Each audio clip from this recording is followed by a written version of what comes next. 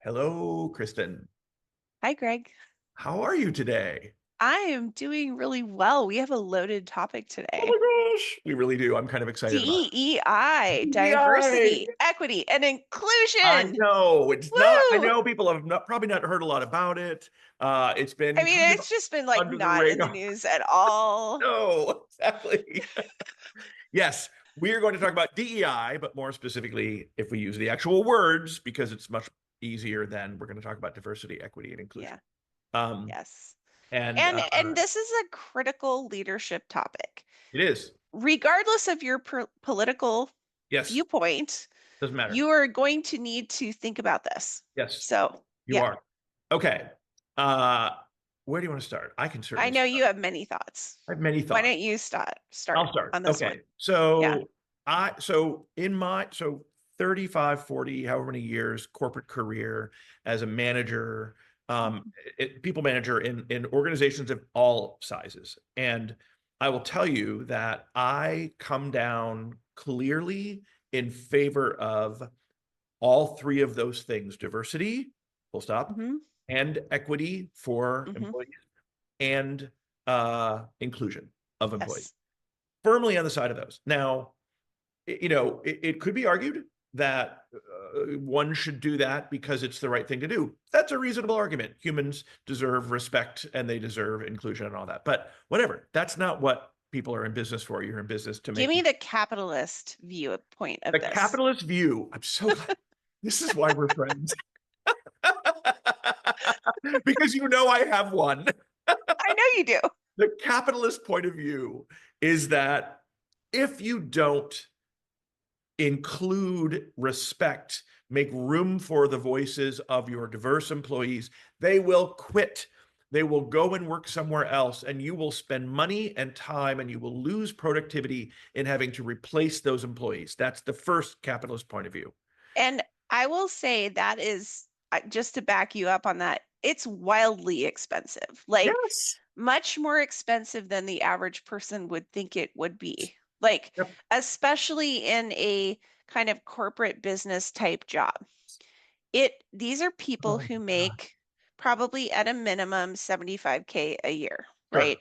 Yep. You're going to pay at least that much, probably Mhm. 1.5 times that much to replace that person and get the new person in place and get them up to speed. And meanwhile, you are losing productivity. And if they're in a revenue generating role, you're losing all of the revenue All that they that would have revenue. generated. Yep. So, Exactly. it could cost you 2.5 to 5 times what that person gets paid to replace them. Yes.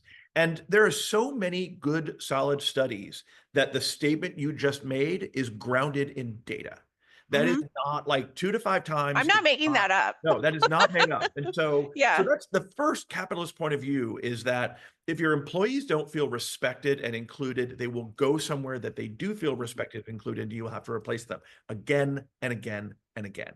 So Yeah. to your point earlier, regardless of your political leanings, doesn't matter. Don't incur the cost of turnover. The other capitalist point of view is perhaps a little more forward thinking. It's a good one too. Um, Companies that don't innovate and adapt to changing market conditions uh, disappear, right? They Yes. go away, right? Think of the companies that you know of. I was talking to my physical therapist just this morning. We both used to work for Sears when we were younger. Remember Oh Sears? my gosh, Sears. Where is Sears, Greg, right? I know, right? how old are you? I started I very think young. I mean I tease because I remember having a Sears catalog in Yes. our house when I was a Yes. young person, Yeah. like a very young person, but still it was like a thick Big, thick physical book. Yes. magazine that Oh, you could look gosh. through and Yes. had things that ranged from socks to Hmm. build it yourself homes in it. True. All true. Really funny Yes. stories about Sears. We don't have to do that today. No. Um, Companies that don't know how to innovate and adapt to changing market conditions disappear. Or Yeah. honestly, And if they're, Sears is they're lucky, nowhere anymore. Sears is nowhere. Sears got bought by Kmart for pennies on the dollar of what their value Yeah. in years and years prior, and now they're just gone away. So if you and where does innovation and adaptation come from a variety of points of view. Mhm. So if everyone on your team looks like you, sounds like you, thinks like you, right? Because that's Yeah. super comfortable. It's really great. We all Yeah, think it's exactly awesome. alike, right? You're done. So those are my two capitalist points of view: is the cost of hiring, of having to replace employees, and the real cost of failing to innovate because there's not enough innovation, creativity, fresh thinking on your team. So I want to double down on that last point of yours say more. because I will say, having been a woman in tech for now 20-ish years, Mm-hmm. like there isn't enough of a female perspective in tech. And No. and because of that, Mm-hmm. a lot of companies don't ultimately win. Yeah. And I would say I see this most frequently in the HR tech space because a lot of the people who get into human resources are women, Yep. and a lot of those people aren't particularly well served by tech in that space. True. And I think that there's a lot of other retail tech that is is very sort of male focused. I think that's starting to shift. I love seeing that shift, but I don't think that, women bring a lot of different perspectives to Yeah. their roles in the workplace. And we deal with different things on a day-to-day basis. And I think that that perspective coming into a tech company is really important if you plan to serve a demographic that includes women There it or is. includes other people. Yes. You need to include people in your development Yeah. that also reflect your customer base. And That's so that seems like a no-brainer to say that out loud, and yet the bulk, and I live in Silicon Valley, so like I feel pretty confident in saying that the bulk of people in tech are men, yes. and men who are very focused on the tech and not really focused on who the tech serves. Yeah. And I think that's, like that's just a tiny like glimpse into like how D DEI needs to be a part of our working world. It's such a great point, and I think that tech especially, and it's hard to separate tech from everything else, right? You wouldn't necessarily argue that Walmart is a tech company, but I mean, increasingly, a you lot know, of what they do is sell a online. lot of what they do is sell online, and they're Like because they're competing with actually in the Amazon. town that I live in, Brisbane, California, Yeah. Walmart was a big presence here for a long time because the tech piece of what they do is such a huge part of the Right. business. Yeah. So in any company, you can't really Yeah. separate what they do from the tech in most companies.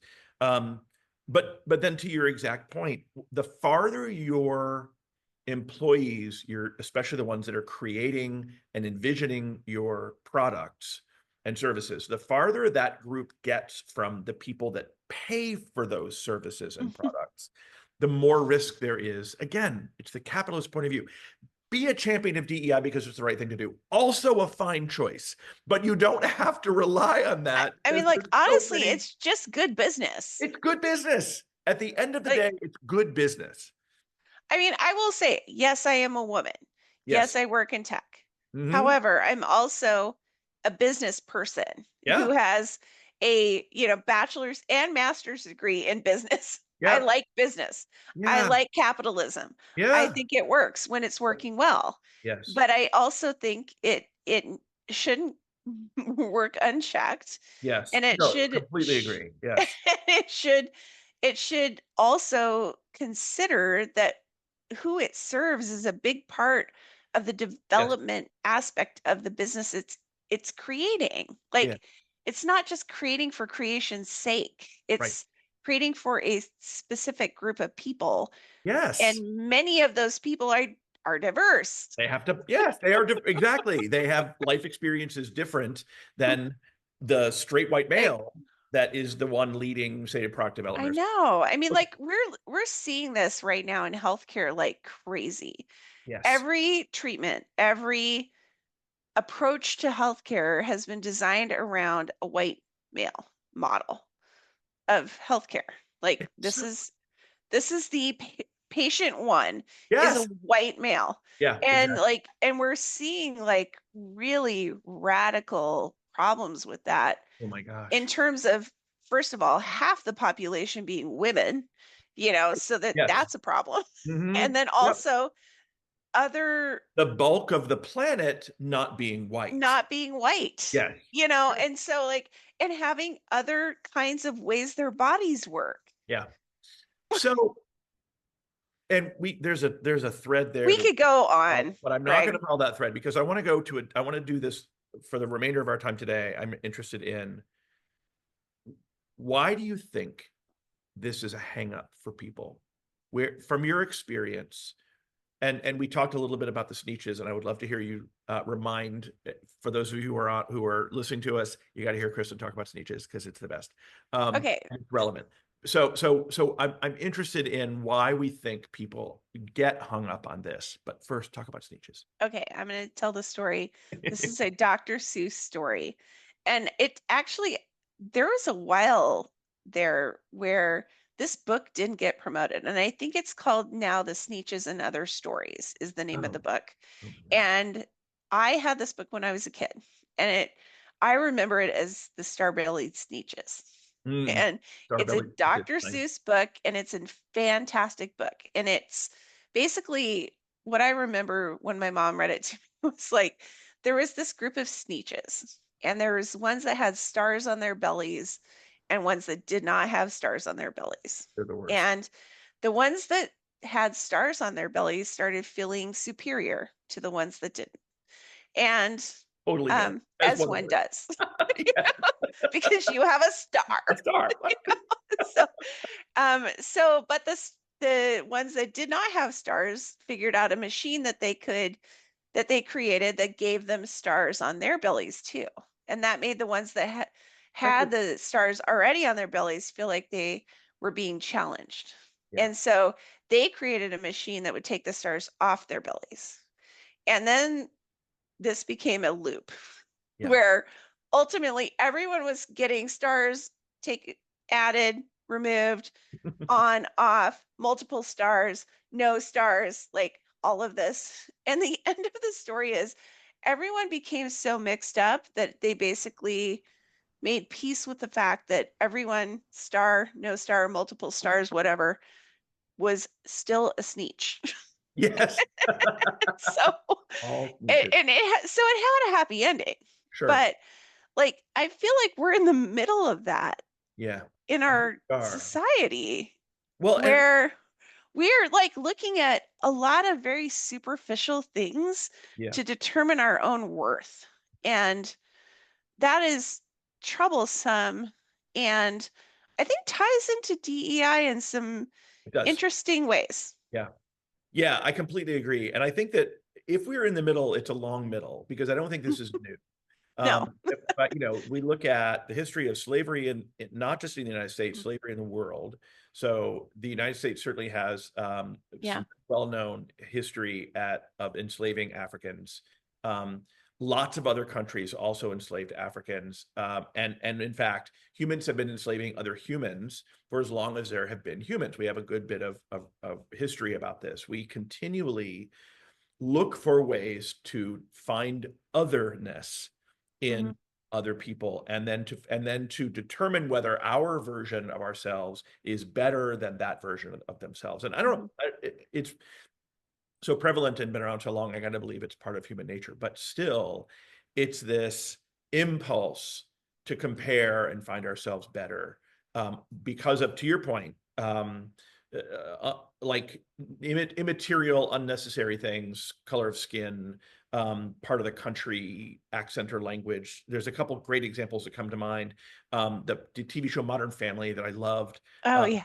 and one of the characters played by the actress Sofia Vergara, who plays the Oh, I sort of love her. That's such a great fantastic, character. yes, Colombian, has a heavy accent, and she plays a little bit ditzy, although they do a great job of countering that. And she has a Mhm. line in one episode where she's kind of being made fun of, and she says something like, "Do you have any idea how smart I am in my own language?"